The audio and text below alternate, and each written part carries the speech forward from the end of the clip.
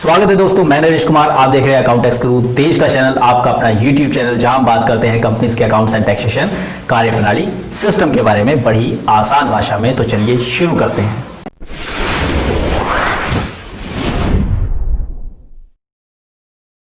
Video अच्छी लगी हो तो वीडियो को लाइक करें, चैनल पर अगर आप पहली बार आए हैं तो सब्सक्राइब करें चैनल को, और दोस्तों बेल आइकन को हिट करना बिल्कुल ना भूलें, ताकि जब भी हमारी कोई नई अपडेट्स आए, नई वीडियो आए तो आपको सबसे पहले मिले।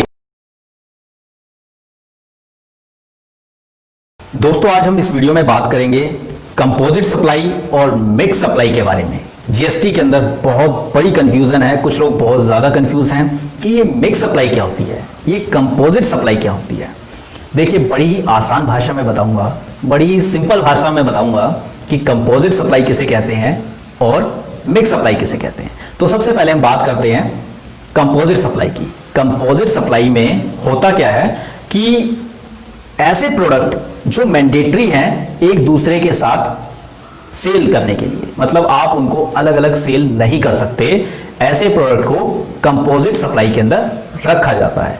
अब ऐसे प्रोडक्ट होते कौन से हैं, जैसे एग्जांपल के लिए आपने शूज और बॉक्स दो चीजों को परचेज किया। शूज पर जीएसटी रेट अलग है और जिस बॉक्स के अंदर शूज को डालकर सेल किया जाता है उस पर जीएसटी रेट अलग है।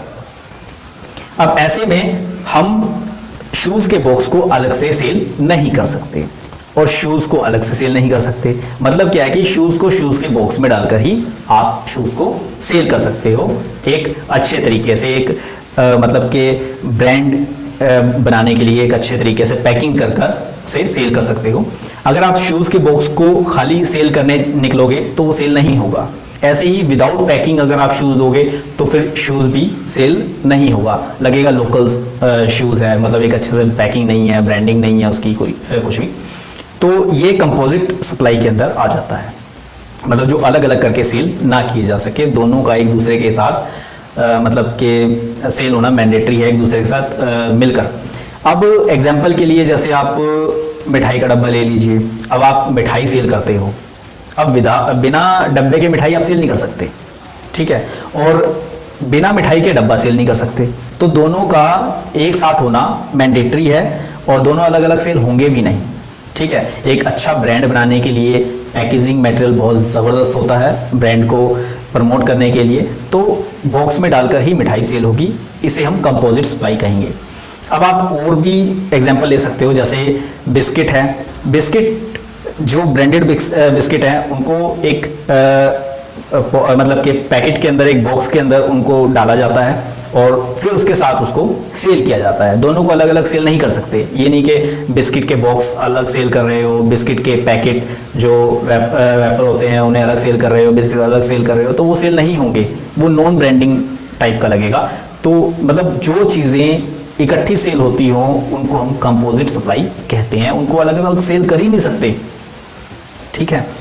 और अब आपको अच्छे से समझ में आ गया होगा कि कंपोजिट सप्लाई क्या होता है। अच्छा, इसमें जीएसटी का रेट क्या लगेगा, क्योंकि पैकिंग मटेरियल जो है उस पर जीएसटी का रेट कुछ और है और प्रोडक्ट जो उसमें पैक कर रहे हैं उस पर जीएसटी का रेट कुछ और है। इन दोनों में से जिस पर जीएसटी का रेट हाई होगा वही अप्लाई होगा पूरे प्रोडक्ट के ऊपर, और HSN कोड भी उसी का यूज होगा जिसका रेट सबसे हाई है। तो उसके बाद मैं आपको बताता हूँ, ये तो आपको क्लियर हो गया होगा कि क्या HSN कोड लेना है, क्या इसमें जीएसटी का रेट लेना है। बहुत लोग कंफ्यूजन में रहते हैं कि इस पे HSN क्या लें, जीएसटी का रेट क्या लें। तो जिसका रेट सबसे ज़्यादा है दोनों चीज़ों में से आप उसी को यूज़ करोगे, उसी का HSN कोड यूज़ करोगे, क्योंकि इसका अलग से कोई HSN कोड जीएसटी लॉ में डिफाइन नहीं है। अब हम बात करते हैं मिक्स सप्लाई की। मिक्स सप्लाई में होता क्या है, ऐसा प्रोडक्ट जिसको हम इकट्ठा तो सेल कर रहे हैं लेकिन उनका इकट्ठा सेल होना कोई मैंडेटरी नहीं है, उनको हम अलग अलग भी सेल कर सकते हैं। जैसे दिवाली पर आपने देखा होगा कि लोग कुछ मतलब के बास्केट सेल करते हैं मिक्स प्रोडक्ट करके, जैसे कि गिफ्ट देने के लिए उसमें फ्रूटी डाल देते हैं, बिस्किट के पैकेट डाल देते हैं, चॉकलेट्स डाल देते हैं, और भी कई चीज़ें उसके अंदर मिक्स कर देते हैं।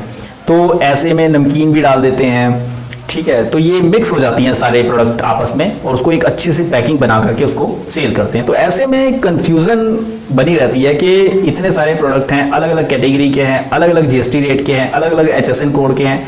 ऐसे में इन पर क्या एचएसएन कोड लगाया जाए, क्या जीएसटी का रेट लगाया जाए। तो मैं आपको बता देता हूं कि इस टाइप की जो सप्लाई है ना, इसे कहते हैं मिक्स सप्लाई। क्योंकि अगर आपने बिस्किट डाला है, नमकीन डाली है, चॉकलेट डाली है, अगर आप चाहो तो इनको अलग अलग भी सेल कर सकते हो। इनका कोई मैंडेटरी नहीं है कि ये इकट्ठा ही सेल होगा, इन्हें आप इंडिविजुअल एक एक करके भी सेल कर सकते हो। तो जिन सप्लाई को हम अलग अलग करके सेल कर सकते हैं बड़ी ईजिली, तो उसे हम मिक्स सप्लाई कहते हैं। और अगर हम इन सभी को एक बास्केट में डालकर किसी को गिफ्ट दे रहे हैं दिवाली पर, तो ऐसे में इस पर जो जीएसटी का रेट लगेगा इस पूरी बास्केट के ऊपर, ये जीएसटी का रेट उस प्रोडक्ट के हिसाब से चार्ज होगा जो सबसे हाई रेट का है। मान लीजिए चॉकलेट है, नमकीन है, बिस्किट है, फ्रूटी है, कोल्ड ड्रिंक है, उसमें जो सबसे ज़्यादा हाई रेट की होगी, जैसे मान लो कोल्ड ड्रिंक है, उस पर 28% जीएसटी चार्ज होता है और प्लस में सेस भी लगता है। तो पूरे प्रोडक्ट के ऊपर आपको 28% जीएसटी लगाना होगा और प्लस में सेस भी लगाना होगा। और इसमें एचएसएन की कंफ्यूजन होती है, तो मैं आपको बता दूं कि इस तरह की सप्लाई में एचएसएन कोड भी उसी प्रोडक्ट का यूज होगा जिसका जीएसटी रेट सबसे हाई होगा।